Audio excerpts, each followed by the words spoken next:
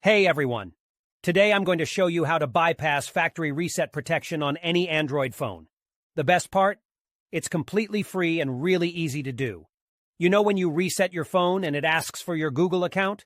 Well, with this method, we can bypass that step and gain full access to the phone. I've successfully done this on over 100 Android phones. I'll guide you step by step through the process, so don't worry if you're not a tech expert.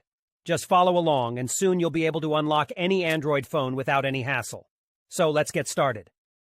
Okay, so the next step is to use this website to remove the factory reset protection lock from your Android phone. To do this, you'll need to provide 3 important details: your phone's exact model, its IMEI number, and a valid email address where you can receive notifications. Now you might be wondering how to find your phone's IMEI number. Well, there are several ways to do this. You can check the back of your phone, the original box it came in, or even your carrier's website. Your account details may also have the IMEI and serial number of your device. If you have a sales receipt or contract, you may find the IMEI and serial number there. If your phone has a removable battery, you can check underneath it for the IMEI or serial number.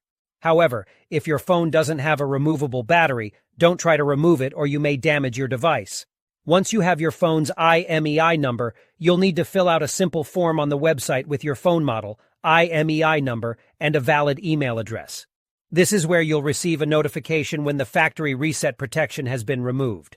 After you submit the form, your request will be processed, and you'll receive an email notification when the factory reset protection removal process is complete.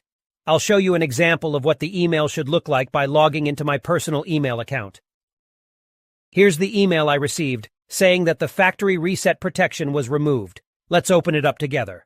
The message confirms that the factory reset protection has been removed, so all you need to do now is restart your phone.